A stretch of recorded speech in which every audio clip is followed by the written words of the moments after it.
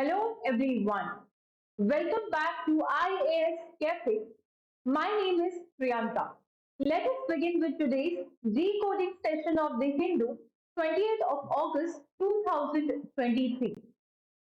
As today is Sunday, the newspaper covers an important discussion regarding the Alzheimer's disease because we already discussed about it that in the Sunday's editorial section, basically there is no editorial section in the Sunday's newspaper.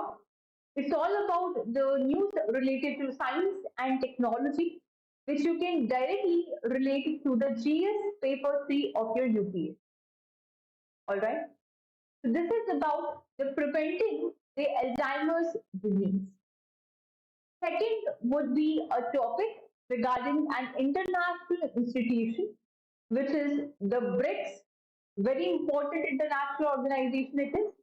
And then, okay, so this you can relate the BRICS topic with your international relations, GS paper 2.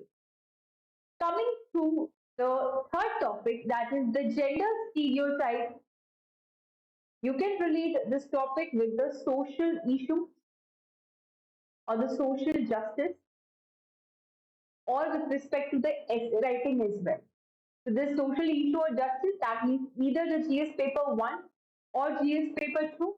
You can also connect it with your ethics, that is the GS paper 4, or you can also connect it with the essay writing. So it has a multiple significance. So before we start the discussion of these three topics, let us begin with the main editorial, that is the Alzheimer's disease. But before we start the discussion, please do subscribe our channel at the rate IAS Cafe. If you're liking the videos, please forward to as much students as possible so that we could reach you, we could help you in your UPSC journey, in your journey towards your dream. Okay, now coming back to the discussion, it is about the Alzheimer's disease. देखो जब भी disease का topic आता है, एक बहुत ही छोटा एक स्टैटिक का पोर्शन है जिसको मैं हमेशा से करवाती हूँ, because if you have notice the previous years question, science या फिर जो बायोलॉजी या जो डिजीज वाला जो सेक्शन है उसके जो क्वेश्चन है वो बहुत ही बेसिक लेवल से पूछे जाते हैं. जैसे कि एनिमल सेल और प्लांट सेल में डिफरेंस पूछा गया था, डीएनए के बारे में पूछा गया था. तो ये बहुत ही ज्यादा बेसिक क्वेश्चंस है ना. तो अगर कोई साइंस बायो बैकग्राउंड से नहीं है तो उसको ये बेसिक क्वेश्चन बहुत ही ज्यादा डरावने लगते हैं या फिर उनको समझ ही नहीं आता है कि पूछा क्या है, and they start reading some big books. बड़े बड़े जो किताबें होते हैं उनको पढ़ने लग जाते हैं. ठीक है, बट आपको उसमें जाने की जरूरत नहीं है. हम लोग उसको बेसिक से समझ सकते हैं कि जब भी आप डिजीज के बारे में बात करते हो तो first of all you can divide this disease in two parts. The number one division you can say that is the congenital diseases or the non-congenital diseases. अब को यानी कि साथ में, जेनिटल यानी कि जीन से बात हो रही है, तो यानी वो डिजीज जो बर्थ से आपके साथ में है वो डिजीज हो जाती है congenital. That means the disease which are by birth. But when it comes to the second category, that is the non congenital जो डिजीज होती है, ठीक है.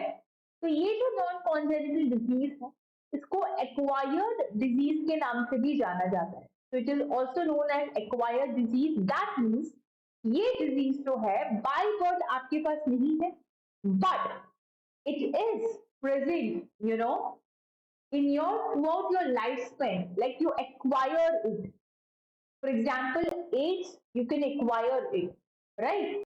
So it is not by birth, but you acquire this disease throughout your lifestyle. For example, TB, okay, the typhoid, या TB जैसी बीमारियां आप अपनी लाइफस्टाइल की वजह से आप उसको एक्वायर करते हैं, तो ये हो जाता है एक्वायर्ड डिजीज.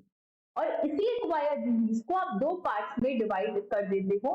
एक होता है आपके पास कम्युनिकेबल डिजीजेस। देखो वर्ड्स बड़े हैं, लेकिन आप इसको ब्रेक करके पढ़ोगे तो आपको बहुत इजीली याद रहेगा। और दूसरा होता है आपके पास नॉन कम्युनिकेबल डिजीजेस। अब कम्युनिकेबल मतलब कम्युनिकेशन, उसी से आप याद रख सकते हो कि कम्युनिकेबल का मतलब होता है वो डिजीज जो कि इन्फेक्शियस होती है। It is also known as infectious disease, and इसको हम बोलते हैं that is the non infectious disease. यानी जो एक पर्सन से दूसरे पर्सन में नहीं इन्फेक्ट हो सकती है। And infectious disease are those which can get infected from one person to the other person. Correct? So this is a basic static classification with respect to the disease. अब disease animals के अंदर भी हो सकती है और plant के अंदर भी हो सकती है। हमारा आज का जो डिस्कशन है वो एनिमल से रिलेटेड है। ह्यूमंस में डिजीज देखी जाती है जिसका नाम है Alzheimer's disease. Okay, so this disease is basically known as Alzheimer's disease। अब इस डिजीज के बारे में हम आसानी से पढ़ सकते हैं।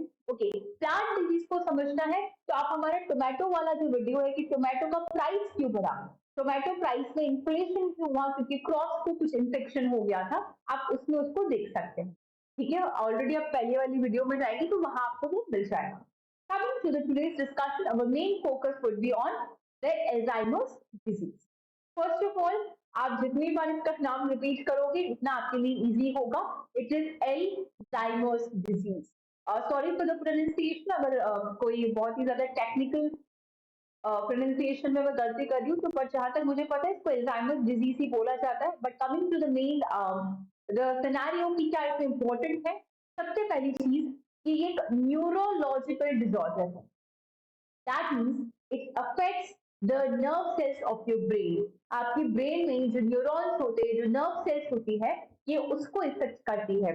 That means ये डिजीज आपकी ब्रेन से रिलेटेड है। Here, so first thing you must remember it is a neurological disease which causes your brain cell to degenerate. जैसे आपकी ब्रेन सेल डिजेनरेट होती है, वो डाई होती है, वो मर जाती है। अब देखो, यहाँ से इसको पढ़ने का तरीका समझो कि यूपीएससी के क्वेश्चंस कैसे आते हैं। ये स्पेसिफिकली बायो रिलेटेड मैं बोल रही हूँ। क्वेश्चन आ सकता है कि व्हाट आर द सेल। अब सीधा क्वेश्चन नहीं आता है, बहुत ही सिंपल होता है कि सेल होता है, उसमें वो चार डेफिनेशन दे देता है। अगर आपको भरोसा नहीं है तो आप पिछले साल के क्वेश्चन पेपर उठाओ। हार्डली आई थिंक 2 साल पहले की बात है, क्वेश्चन आता है difference between the animal cell और प्लांट सेल। अगर कोई बायो बैकग्राउंड से है तो वो बोलेगा ये बहुत ही बच्चों वाला क्वेश्चन है, हम लोग इसको 7th स्टैंडर्ड से पढ़ते हुए आ रहे हैं। It is a basic NCERT question. तो जब भी ऐसे टॉपिक्स आते हैं आप इन टर्म्स को समझने की कोशिश करो कि ये सेल क्या होती है, what is the cell, right, what is this neurological disorder. ये तो आपको याद रहेगा कि अल्जाइमर डिजीज है क्योंकि आपने न्यूज़पेपर में पढ़ा है, बार बार आपके पास इसको माइंड में आएगा कि हाँ ये पढ़ा है। ठीक है, बट इसकी टेक्निकलिटी में ज्यादा वो नहीं जाएगा, इससे रिलेटेड जो टर्म्स है उस पर क्वेश्चन पूछेगा। ठीक है, so it is a neurological disorder which causes the brain cell to degenerate and die. तो जब आपकी ब्रेन सेल डिजेनरेट होती है, जब आपकी ब्रेन सेल खत्म हो जाती है, मर जाती है, उसके वजह से क्या होता है, आपकी जो मेमोरी है आप वो छोड़ देते हो। मतलब आप मेमोरी जो है, लॉस ऑफ मेमोरी सीन, आपको चीजें याद नहीं रहती है, आपको बोलने में दिक्कत आती है, आपको लिखने में अब आप बोलोगे जो ब्रेन से रिलेटेड है लिखने का क्या, अरे every instruction is given by the brain. ठीक है, आपके ब्रेन से इंस्ट्रक्शन जा रहे होते हैं तो आपको बोलने में प्रॉब्लम आती है, आपको लिखने में प्रॉब्लम आती है। यू कैन नॉट जज प्रॉपरली कि ये लेफ्ट साइड में जा रही हूँ या जा रहा हूँ, या राइट साइड में मैं जा रहा हूँ। आपके मूड में स्विंग्स होते हैं, personality is totally different, you look like confused all the time, कहाँ हूँ क्या है, right? So it is everything you can imagine related to the disorder of the brain. पहली स्टेज में ये जो सिम्टम्स होते हैं बहुत ही ज्यादा माइल्ड सिम्टम्स होते हैं, लेकिन अगर टाइम पे इस पे ध्यान नहीं दिया गया तो ये क्या होता है कि आगे जाके बहुत ही ज्यादा सिवियर सिम्टम्स जो है शो किया जाता है। और एल्जाइमर एक मोस्ट कॉमन कॉज है डेमेंशिया का among the older adults. Actually, dementia is loss of memory. It's a brain related disease in the older adults. तो जब भी आप डिमेंशिया के बारे में बात करते हो तो इसका सबसे पहला अगर कोई कॉज आता है तो वो एल्जाइमर। क्लियर है? अब ये होता किसकी वजह से, ठीक है? तो यहाँ पे क्या होता है, abnormal buildup protein in and around the brain cell. अब इसको आप ऐसे समझो, पहले तो सेल समझ लेते हैं, चलो। तो व्हाट इज अ सेल, बार बार बोले जा रहे हैं, है? तो आप अपनी बॉडी को जब समझने की कोशिश करते हो, ज्यादा लोड नहीं लेना कि हर एक मसल क्या है, टेंडेंस क्या है, आप इतना ध्यान रखो कि सबसे छोटा जो यूनिट होता है वो सेल होता है। फिर ये सेल आपस में मिलके, यानी इनकी सेल का जो ग्रुप होता है वो क्या बनाता है, आपके पास टिश्यू बनाता है। क्लियर? यानी ये जो सेल है वो आपस में मिलके इन्होंने टिश्यू बनाया। अब अलग अलग जो सेल्स है, ठीक है, या फिर अलग अलग जो टिश्यूज है, give me just one moment, ठीक है। तो ये आपने सेल है, कुछ सेल्स मिली, उन्होंने एक टिश्यू बनाई। यहाँ पे एक और सेल मिली, उन्होंने टिश्यू बनाई। और इधर भी मैं एक टिश्यू को बना देती हूँ। Wait a minute, just give me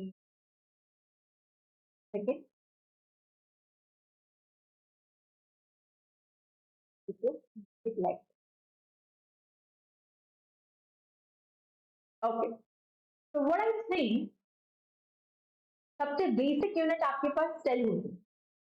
Those cells which have common, which have a similar functional or physically, or not physically, actually you can say that those cells which are common in their function, they come together and they form a group, and to that group we call it tissue. मान लो ये एक similar functioning और sales है जो कि साथ में है, इन्होंने टिश्यू बनाया, ये भी एक टिश्यू और ये टिश्यू। अब ये टिश्यूज मिलकर क्या बनाते हैं, पूरा एक ऑर्गन बनाते हैं। फॉर एग्जाम्पल इन्होंने पूरे एक डाइजेस्टिव सिस्टम जो है उसका जो ऑर्गन है वो बना दिया। इसी तरह से आपके पास एक और ग्रुप बन जाएगा, that will be your reproductive जो ऑर्गन्स है वो बनाएगा, इस तरह से।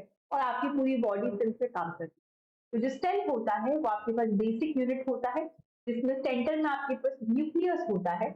ओके, तो you will have a nucleus in the centre. यहाँ पे हम बना सकते हैं डायग्राम। तो this is like the cell, you are having the cell, ठीक है, और ये सेल का nucleus. Then there will be certain other organs in the cell, आपके पास माइटोकॉन्ड्रिया होंगे, एंडोप्लाज्मिक रेटिकुलम होंगे, या आप स्टैटिक में पढ़ लीजिएगा। और ये जो सेल है it is covered by a cell wall, ठीक है। और इसी के बेसिस पे क्वेश्चन आता है एनिमल सेल और प्लांट सेल में डिफरेंस क्या होता है। Actually in animal cell there is no cell wall, but in plant cell आपके पास सेल वॉल जो है प्रेजेंट होती है। तो अब आपको सेल का थोड़ा बहुत आइडिया लग गया होगा। तो यहाँ पे क्या बोला जा रहा है कि आपकी जो ब्रेन की सेल्स होती है, फॉर एग्जाम्पल ये आपके पास ब्रेन की सेल्स है, ठीक है, इसको मैं पॉइंट आउट कर देती हूँ कि this is your brain cell, ठीक है। इस डिजीज में क्या होता है, आपकी जो ब्रेन सेल है उसके चारों तरफ, ब्रेन सेल जो है उसके चारों तरफ एक एबनॉर्मल प्रोटीन का स्ट्रक्चर बिल्डअप हो जाता है, ठीक है। ये एक एबनॉर्मल प्रोटीन है जो एक नॉर्मल ह्यूमन बीइंग पर नहीं देखा जाता है। तो यहाँ पे क्या होता है, आपको एक एबनॉर्मल जो प्रोटीन है वो देखने के लिए मिल जाएगा, राइट। तो यू विल सी दैट यहाँ पे ब्रेन सेल है उसकी चारों तरफ एबनॉर्मल जो प्रोटीन्स है उनका बनना यहाँ पे स्टार्ट हो जाता है। तो one of the protein involve is called amyloid deposit. और इनमें से जो प्रोटीन है, एक जो प्रोटीन है उसका नाम क्या है यहाँ पे, that protein is basically known as amyloid. तो ये जो अमाइलॉइड है इसका जो डिपोजिशन है वो आप ब्रेन सेल के चारों तरफ देख सकते हो।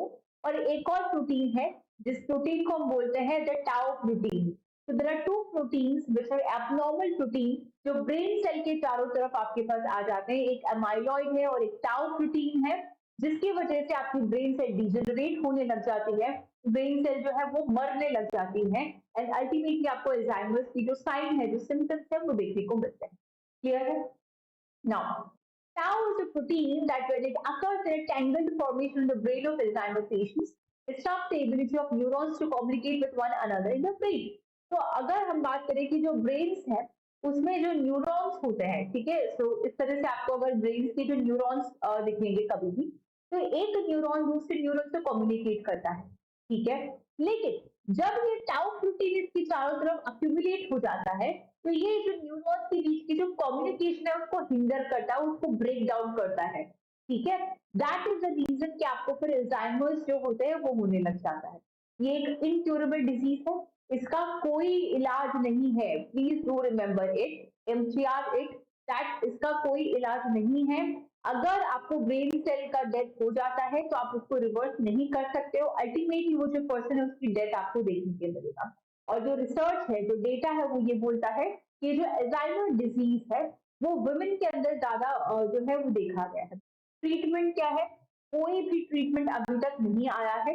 जो ट्रीटमेंट है वो कुछ एरियाज पे काम करता है, जैसे कि आप अपनी ब्रेन का जो मेंटल हेल्थ है उसको थोड़ा सा मैनेज करके रखो, या फिर आपके जो बिहेवियरल सिम्टम्स आप उसको मैनेज कर लो, या फिर ज्यादा से ज्यादा आप अपनी सिम्टम्स को धीरे कर सकते हो, डीले कर सकते हो। ठीक है। तो इसलिए बट इसका कोई जो है वो सोल्यूशन यहाँ पे हमको नहीं देखने को मिला। बट अब ये जो रिजल्ट है कि इसका कोई बीमारी नहीं है, तो बट फिर भी उसमें क्यों है? Actually what happened recently, LED उन्होंने एक रिजल्ट पब्लिश किया है, एक दवाई है दैट इज द डोनानिबाब। तो दिस ड्रग द डोनानिबाब, इसका जो एक्सपेरिमेंट किया गया है, इसका जो रिजल्ट है उससे देखने के लिए मिला है कि 47% आप जो उसकी जो सिम्टम्स है उसको धीरे कर सकते हो, पोस्टपोन कर सकते हो। तो it is kind of a good news, right? So there is no problem caused to the brain functioning as long as oxidative radicals are balanced by the antioxidant enzyme glutathione। देखो जो brain cell है उसके चारों तरफ आपके पास जो protein accumulate हुए हैं, तो एक तरह से वो एक ऑक्सीडेटिव रेडिकल है। जब तक वो ऑक्सीडेटिव रेडिकल एंटीऑक्सीडेंट एंजाइम जैसे कि ग्लूटाथियोन एक एंजाइम का नाम है, उससे आप उसको काउंटर करवाते रहोगे तो आपकी ब्रेन के फंक्शनिंग में कोई प्रॉब्लम नहीं आएगा। ठीक है। इसी के बेसिस पर रिजल्ट शो हुआ है, दैट इज जोना नीबा। उन्होंने क्या बोला कि ये 47% आपका जो सिम्टम्स है उसको कम कर देगा। ठीक है, यानी आप 6 महीने उसको आप और डिले कर सकते हैं। क्लियर है? I hope every possible thing is clear about this thing, the Alzheimer's disease. If it is clear, if not, please do write down in the comment section. Then moving to the next topic about the BRICS.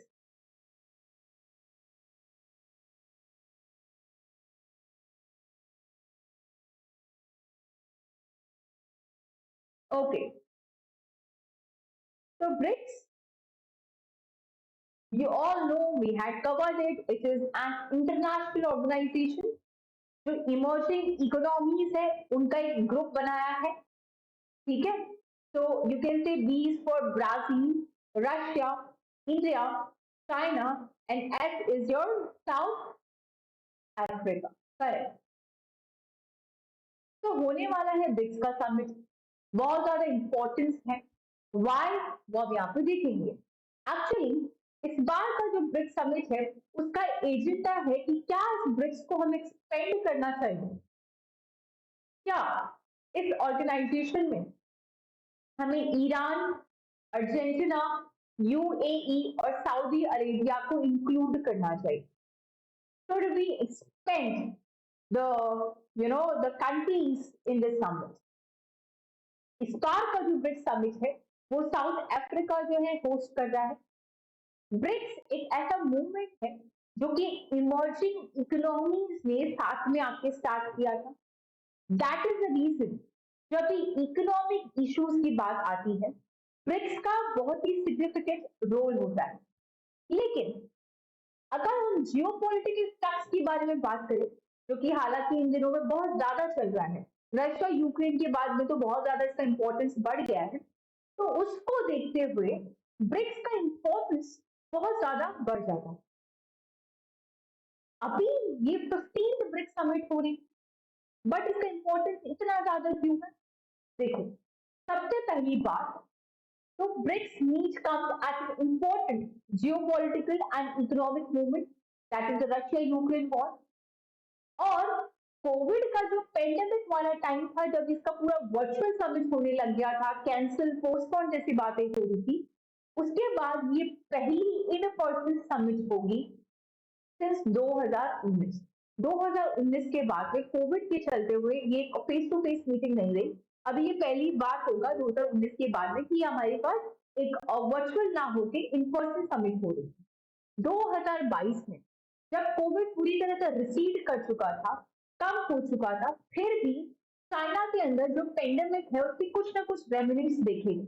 और इसीलिए जो Covid की वजह से आपके पास ये जो summit है वो वर्चुअली होने लगी 2019 के बाद में। अब ये है कि पहली बार ये इन पर्सन समिट होगी। So this is also the first in-person meeting since the Russia invasion. देखो कोविड के बाद में भी इन पर्सन मीटिंग है, रशिया यूक्रेन का जो वॉर हुआ उसके बाद भी इन पर्सन मीटिंग है, तो आप बोल सकते हो कि घमासान यहाँ पे डिस्कशन होने वाले हैं। रशिया को टारगेट किया जाएगा या फिर सपोर्ट किया जाएगा, मेनी मोड में, right? So an event that has cast a long shadow not only over the global stability but the food, the fertilizer and the fuel energy security. ठीक है, सब कुछ इकोनॉमी से रिलेटेड है। Given is compositions, जो BRICS है वो deliberately idea carry करते हैं कि हमको वेस्टर्न स्लैंड को काउंटर करना है। यूएसए हो गए जो पावरफुल कंट्रीज होते हैं, we have to counter those, for example the European Union. But जो डेवलप्ड कंट्रीज है जैसे कि यूएस, यूरोपियन, वो अभी भी उम्मीद लगा के बैठे हैं कि इस मीटिंग के अंदर, इस ब्रिक्स के अंदर, ये जो कंट्रीज है रशिया को आइसोलेट कर दे, बिकॉज रशिया यूक्रेन का जो वॉर हुआ था उसमें यूएस जैसी कंट्रीज जो है यूक्रेन को सपोर्ट कर दी है, जिसके अगेंस्ट रशिया है। तो ऑब्वियसली दे विल वांट कि जो रशिया है उसको हमारी कंट्रीज आइसोलेट कर दे। बट इंडिया के लिए सिग्निफिकेंस क्यों है? देखो, चाइना और इंडिया के बीच में जो डिस्प्यूट हो रहा है बॉर्डर को लेके, उसके बाद की पहली वर्चुअल मीटिंग नाउ के फेस वन की मीटिंग। तो यहाँ पे हमारे पास एलएसी जो है, यहाँ पे जो बॉर्डर डिस्प्यूट है उस पर काफी ज्यादा डिस्कशंस होने, ठीक है। हालांकि एससीओ की मीटिंग्स जो है अपने इन्होंने अटेंड की, बट वहां पे बेल्ट एंड रोड इनिशिएटिव जो था उस पर इंडिया ने साइन करना मना कर दिया, ठीक है। That means for India this BRICS summit carries the special importance. This is first in-person summit since the military standoff with the China at the LAC in 2020. 2020 में इंडिया चाइना का जो बॉर्डर डिस्प्यूट हुआ, जो military stand of हुआ है, उसके बाद ये पहली इन पर्सन मीटिंग होने वाली होगी। दोनों कंट्रीज के जो लीडर्स है वो एक दूसरे के सामने आएंगे, फेस टू फेस बात करेंगे। हालांकि उन दोनों ही लीडर्स ने एससीओ की जो समिट है जो कि समरकंद में हुई थी अभी, उसको अटेंड किया था। पिछली बार बाली में हुई थी, अटेंड किया था। लेकिन जो ब्रिक्स है they will be in a very small group और देखो ऐसा होता है ना कि जब आप भीड़ में होते हो तो it's easy to ignore, but आप छोटे ग्रुप में जैसे 3-4 लोग से आपको मिलना है तो थोड़ा सा इग्नोर करना मुश्किल हो जाता है। तो ब्रिक्स एक छोटा ग्रुप है जिसमें हार्डली 3 कंट्रीज है, तो वहां पे they will not able to ignore much. तो एवरीवन इज वेटिंग कि दोनों कंट्रीज की लीडर्स आपस में क्या बात करें और क्या उनके बायोलॉजिकल जो टॉक्स है वो क्या होते हैं। तो अहेड ऑफ द समिट, जो 19th राउंड है of India China corps commander meeting, that also resulted in a statement last week. Now the meeting जो है पूरी तरह से इंपॉर्टेंट है एलएसी के मुद्दे को सॉल्व करने के लिए। प्लस जब ये ब्रिक्स समिट है उसके जस्ट 2 हफ्ते बाद भी इंडिया जो G20 समिट होस्ट करने वाला है, तो उसका इफेक्ट वहां पे भी आपको देखने के लिए मिलेगा। इंडिया ज्यादा से ज्यादा कॉपरेशन चाहता है चाइना से और रशिया से, क्योंकि चाइना और रशिया उनकी जो डिस्कशंस है वो ब्लॉक कर रहे हैं on the common language for the leaders declaration release in the Asia south American small islands state with representing the global south.